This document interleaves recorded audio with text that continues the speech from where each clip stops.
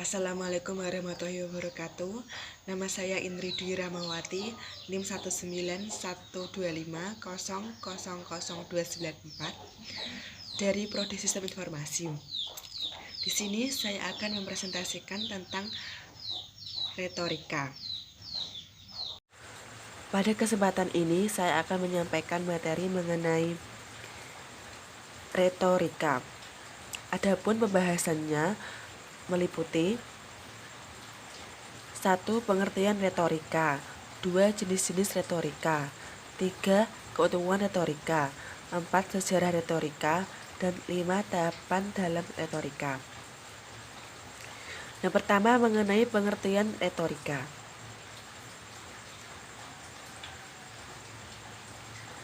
Menurut Kamus Besar Bahasa Indonesia, retorika adalah keterampilan berbicara secara efektif, seni berpidato yang muluk-muluk. Retorika juga disebut seni atau keterampilan berbicara.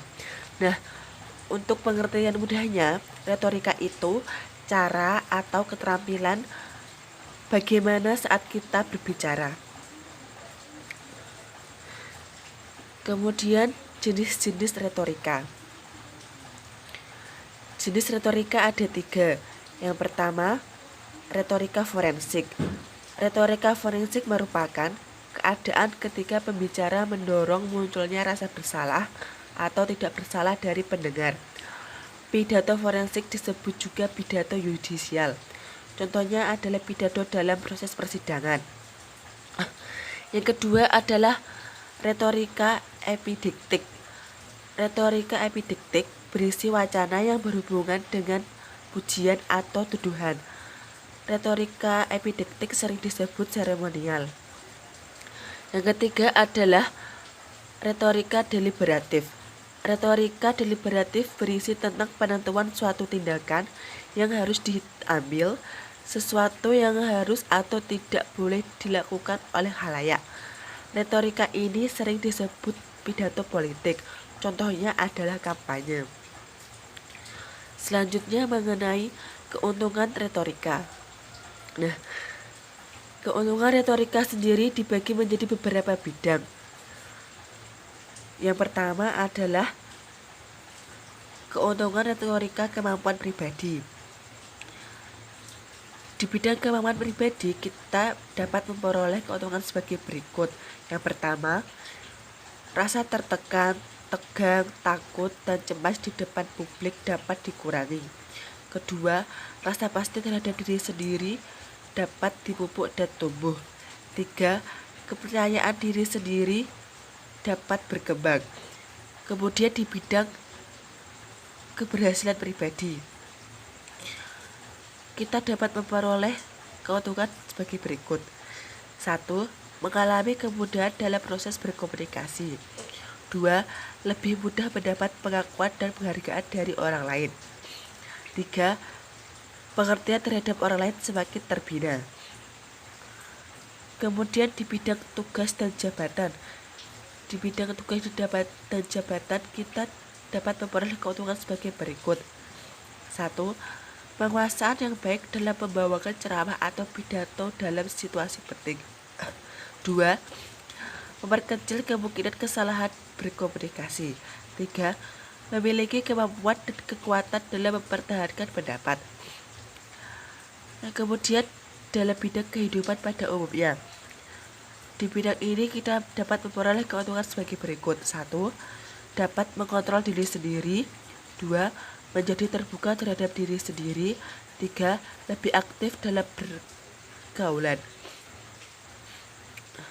Selanjutnya adalah sejarah mengenai perkembangan retorika. Nah, sejarah perkembangan retorika sendiri dibagi menjadi 3 periode. Yang pertama pada zaman Romawi. Pada zaman Romawi, retorika dikembangkan oleh negarawan. Di antaranya adalah Cicero. Cicero merupakan negarawan yang cendekiawan yang mengembangkan retorika dengan menulis beberapa buku filsafat dan 5 buku retorika dalam teori. Dalam teori, ia tidak banyak menampilkan penemuan baru. Ia percaya bahwa efek pidato akan baik bila orang yang berpidato adalah orang baik juga. Kalimatnya seperti ini, the good man speak well. Yang kedua adalah retorika abad pertengahan. Pada abad pertengahan disebut abad kegelapan karena pada saat abad pertengahan Kristen berkuasa.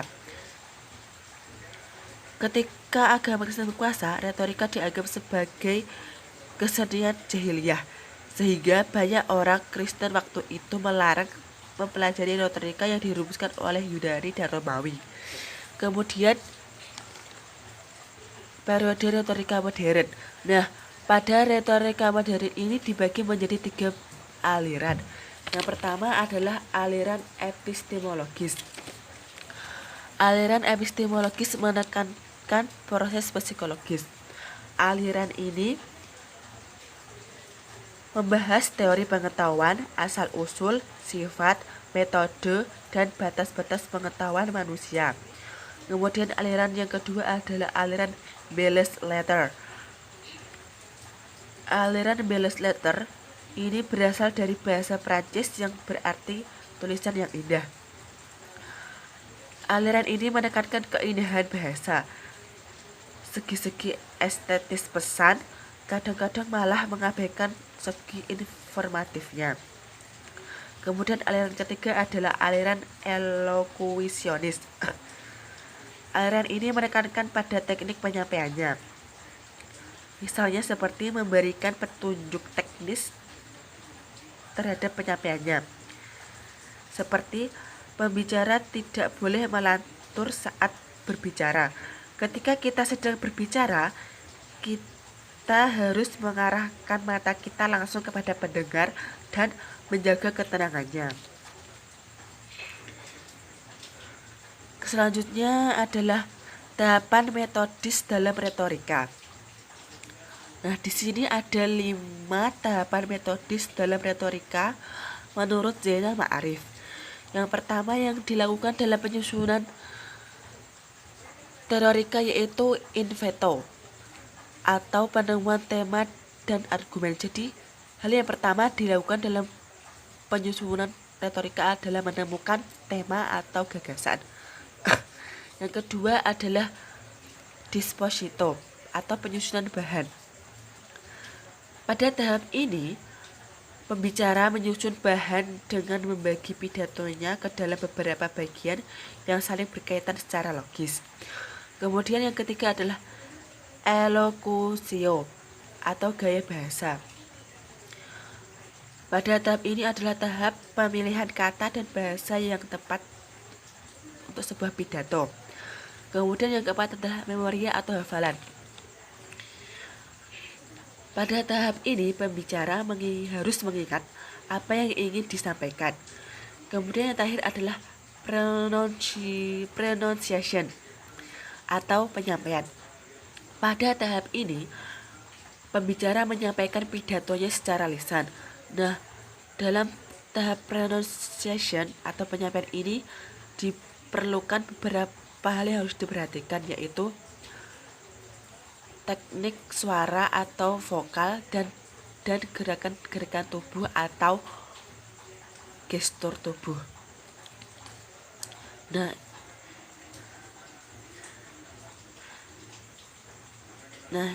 itu adalah presentasi saya mengenai retorika, dan apabila ada yang kurang jelas bisa ditanyakan. Dan sekian yang dapat saya sampaikan. Apabila ada kesalahan mohon dimaafkan. Wassalamualaikum warahmatullahi wabarakatuh.